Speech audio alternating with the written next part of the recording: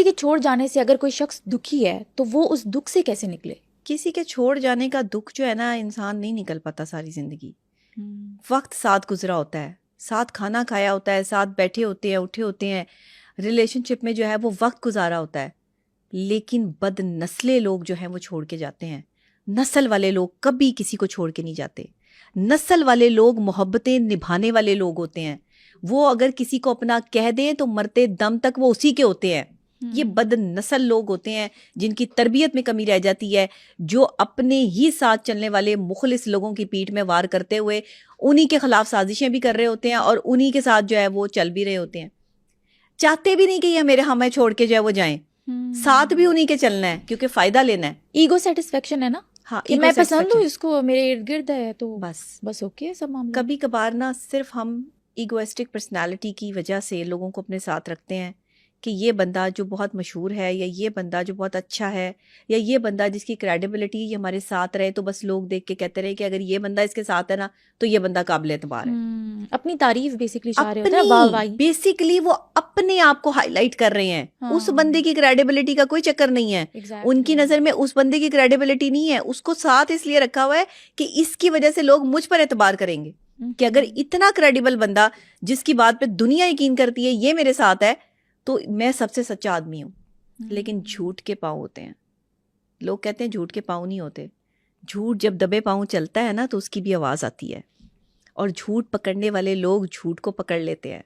याद रखिएगा, झूठा बंदा कभी नहीं बच पाता। वो एक ना एक दिन रडार पे आता है, उसकी इन्वेस्टिगेशन होती है और इन्वेस्टिगेशन में वो झूठा निकलता है।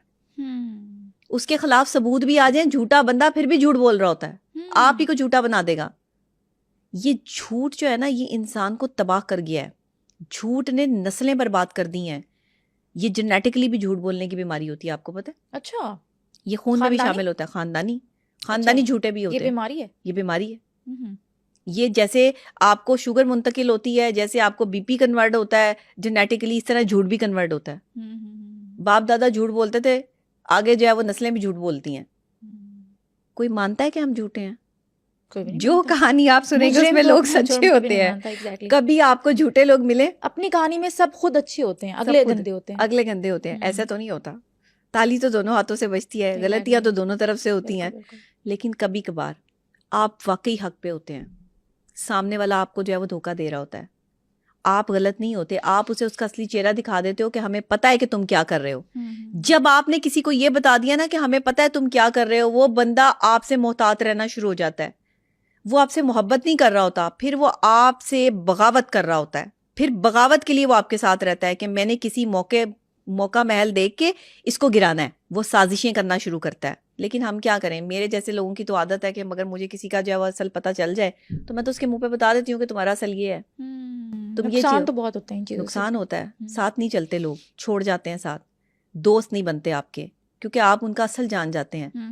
मुझे माहिर नफ्सियात बन के कोई जो है वो फायदे नहीं होते, नुकसान ही है। अच्छा, क्योंकि मैं चेहरे पढ़ लेती हूँ, मैं दिमाग पढ़ लेती हूँ, दिमाग में चलने वाली सियासत पढ़ लेती हूँ। अब बताएं, जो मैंने इतना कुछ पढ़ लिया और मुझे पता चल गया कि मेरे साथ चलने वाला बंदा जो है वो सियासी है, वो लॉयल ही नहीं है, तो अगला बंदा मेरे साथ रुकेगा? कभी भी नहीं। कभी भी नहीं रुकेगा। वो तो मुझे ही गंदा करके जो है वो निकल जाएगा कि यही गलत है।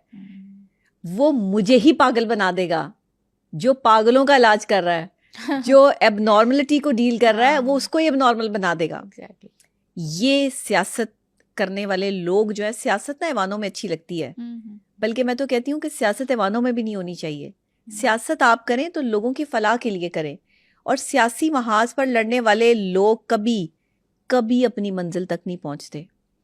उनकी बारियां ही लगी रहती हैं, वो कभी रुड़क के इस कॉर्नर पे, कभी इस कॉर्नर पे, तो कभी इस कॉर्नर पे। सियासत आपको बर्बाद करती है, याद रखिएगा। जो इंसान सियासी होगा अपने रिश्तों में, जो इंसान सियासत करता होगा अपने रिश्ते निभाने में, वो बंदा बर्बाद होकर रह जाएगा।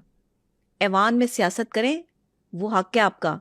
ऐवानों की सियासत अलग है, रिश्तों की सियासत बर्बाद कर देगी आपको। लेकिन आप ये देखिए कि एक सियासी जो जहन होता है ना, दिमाग होता है, वो सियासत प्लान करता है। कैसे? कि वो आपको भी साथ रखेगा और 4 और बंदों को भी साथ रखेगा। ये उसकी सियासत है।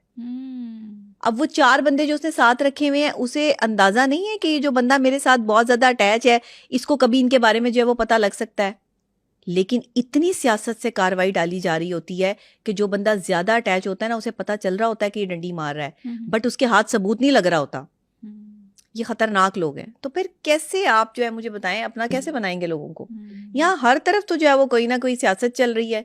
सियासी लोग अगर आपकी जिंदगी में आ गए हैं तो आप तो रिलेशनशिप नहीं निभा सकते।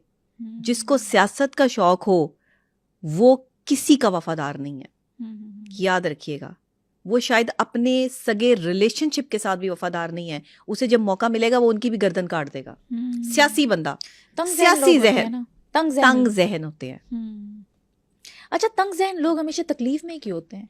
देखिए, तंग जहन जो बंदा है वो तकलीफ में इसलिए होगा कि वो हर किसी के बारे में जो है वो अपनी राय रखता है। उसकी अपनी राय हर जगह पे चलती है। ये बंदा, उसको कोई बंदा सही लगता ही नहीं है। वो जिसके साथ चलता है उसमें कोई ना कोई खामी निकालता है। निकालते हैं। वो 10 और लोगों के साथ भी होगा तो वो 10 लोग उसके लिए जो है वो अच्छे तो नहीं होंगे।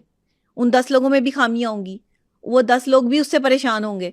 आपको क्या लगता है कि जो धोखा एक को देता है वो बाकी सबके साथ वफादार होता है? जिसने एक को धोखा दिया वो है ही धोखेबाज। उसकी आदत बन चुकी है। उसकी आदत बन चुकी है।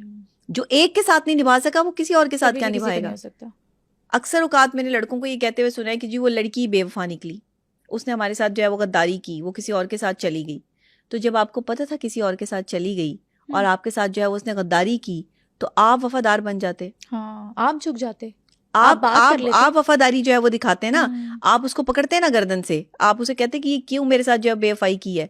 उसकी बेवफाई पकड़ के जो है उसको एहसास दिलाते ना कि आप वफादार है। आपने भी नहीं एहसास दिलाया क्योंकि आप कहीं और बिजी थे।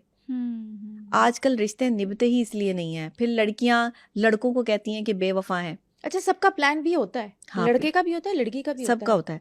आजकल कोई भी किसी एक शख्स पे रिलाई नहीं कर रहा। लोगों के पास प्लान बी की बात कर रही हैं आप, plan C, plan D, plan EF तक है। ये GF तक है। ये प्लान बहुत आगे तक निकल चुके हैं। ये प्लान अब सिर्फ प्लान बी तक नहीं रह गए कि एक आपके पास मल्टीपल प्लान्स हैं और मल्टीपल प्लान्स के साथ प्लान्स हैं। किसी से पैसे का प्लान है, किसी से शोहरत का प्लान है, किसी से गाड़ी का प्लान है, काम का प्लान है। मुख्तलिफ प्लान सेट किए हुए हैं।